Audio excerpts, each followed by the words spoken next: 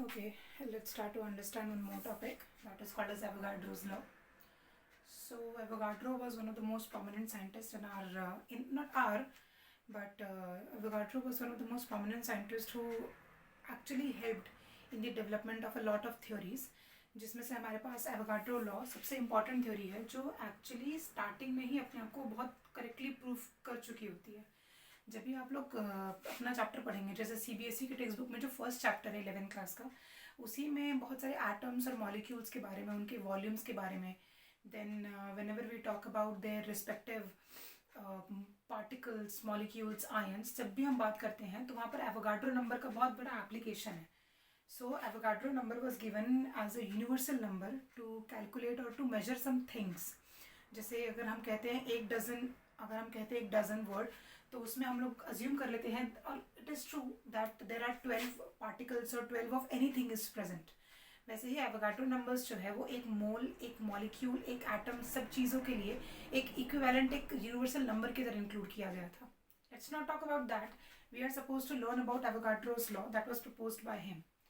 Now, Avogadro's law simply says that equal number of volumes or equal volumes of gases will contain equal number of molecules. Let's try to understand this. सबसे अच्छा example हम ले सकते हैं helium और hydrogen gas का. तो suppose मेरे पास एक ब्लॉक है, ठीक है. ये ब्लॉक थोड़ा सा ऊपर नीचे बन जाए तो जस्ट इग्नोर इट. सपोज हमारे पास ब्लॉक ए है और हमारे पास ब्लॉक बी है, ठीक है. ब्लॉक ए में हम लोगों ने डाला है हाइड्रोजन गैस और ब्लॉक ई में डाला है हम लोगों ने हीलियम गैस, ठीक है. अगर इस ब्लॉक के अंदर अगर ये दोनों के दोनों ब्लॉक का वॉल्यूम अगर मैं कह दूं 10 लीटर्स है, we are assuming that the volume is 10 litres. So Avogadro's law simply states that यहाँ पर जितने भी हाइड्रोजन के मॉलिक्यूल्स होंगे, whatever the number of molecules of hydrogen present here will be equivalent to the number of helium molecules present here because they have same or equivalent volume. That is a simple law proposed by him. He simply states that the volume is directly proportional to the number of moles. Given that, now there are certain conditions which has to be followed.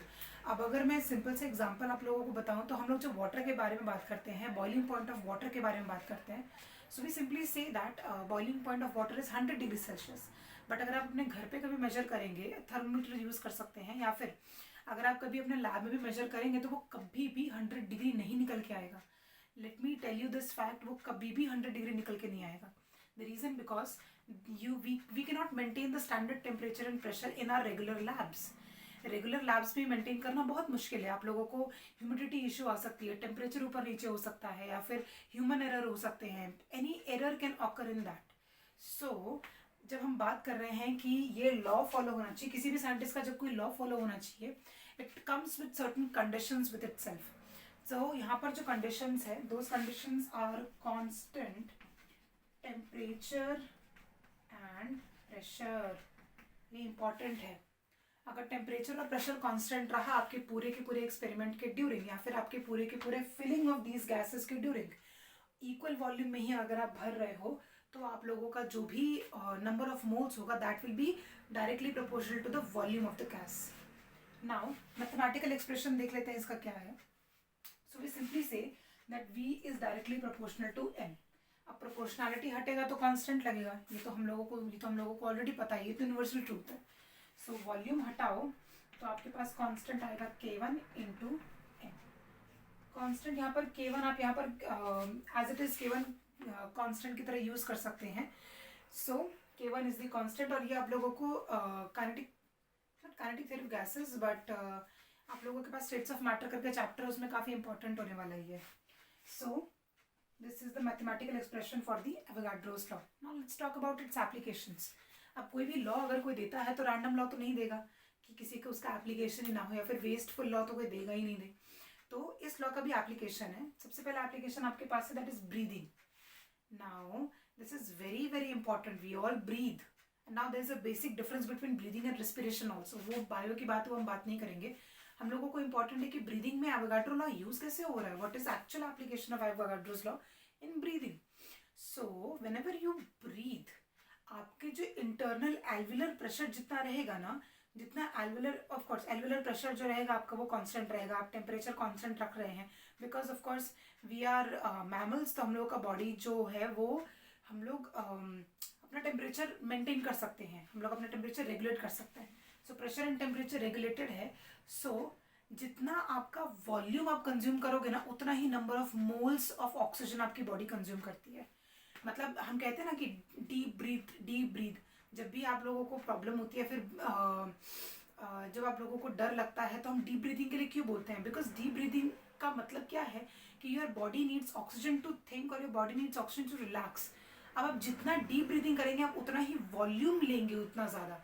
और जितना आप volume लेंगे oxygen का, या फिर जितना आप gases का वॉल्यूम लेंगे, उतना ही आप उसका नंबर ऑफ मोल्स भी लेंगे। मतलब आप अपनी बॉडी में कॉन्सेंट्रेशन ऑफ ऑक्सीजन जो है वो इंक्रीज करेंगे। That is the meaning of deep breathing. Next हमारे पास क्या है? Inflation of balloon. बहुत हम कॉमन, अभी तो क्या ही बताना है इसके बारे में। इन्फ्लेशन ऑफ बलून मतलब आप जितना उसके अंदर वॉल्यूम भरेंगे, उतना ही उसके अंदर गैसेस के पार्टिकल्स भी जाएंगे। अब बलून सबने फुलाया है ऑफकोर्स, तो आप जितना बलून के अंदर एयर भरते जाएंगे, उतना ही उसके नंबर ऑफ पार्टिकल्स भी उसके अंदर जाएंगे। तो जैसे आप एयर भर रहे हैं, तो उसके जो भी गैशियस मॉलिक्यूल्स आपको अवेलेबल मिल रहा है, जितने उसके अंदर गैशियस मॉलिक्यूल्स आएंगे, उतना उसका वॉल्यूम क्रिएट करते जाता है, वो उतना अपना वॉल्यूम इंक्रीज करते जाता है। Then we have bicycle pump action. Bicycle pump action का सिंपल मतलब ये है कि जो टायर पंप किया जाता है ना, टायर से जब हम लोग टायर का हवा इंक्रीज करने के लिए जब उसके अंदर प्रेशर गॉस से डाला जाता है, तो जितना नंबर ऑफ मोल्स हम लोग इंक्रीज करेंगे उसके अंदर, जितना आप लोग सपोज कार टायर्स को जनरली नाइट्रोजन दिया जाता है to cool the system, to keep the system cool and swift. So जब भी आप लोग उसके अंदर नाइट्रोजन भरने की कोशिश करेंगे, तो जितना मॉलिक्यूल्स ऑफ नाइट्रोजन दिया जाता है, उतना ही वो वॉल्यूम कवर करता है, और जितना वो वॉल्यूम कवर करता है, उतना ही टायर इन्फ्लेट होता है। सीधी सी बात है ये। सो नाइट्रोजन के केस में पढ़ना ईजी हो गया। So this is exactly the Avogadro's law. भूलना नहीं है कि अगर आप सेम वॉल्यूम लेंगे, तो इनके नंबर ऑफ मोल्स सेम रहेंगे। Number of moles, do not talk about molecules और एनीथिंग, बिकॉज मोल्स जो है वो एक यूनिवर्सल कॉन्सेप्ट है, और उसको कन्वर्ट करना ज़्यादा ईजी है as compare to atoms, molecules और आयंस। कंपेरेटिवली मोल्स का स्टडी ईजी है। देन इसमें और इम्पॉर्टेंट बात ये है that the temperature and pressure should be constant. आपका एक भी कांस्टेंट अगर वेरिएबल हुआ, तो फिर वो पूरा का पूरा एक्सपेरिमेंट गलत हो सकता है। ठीक है।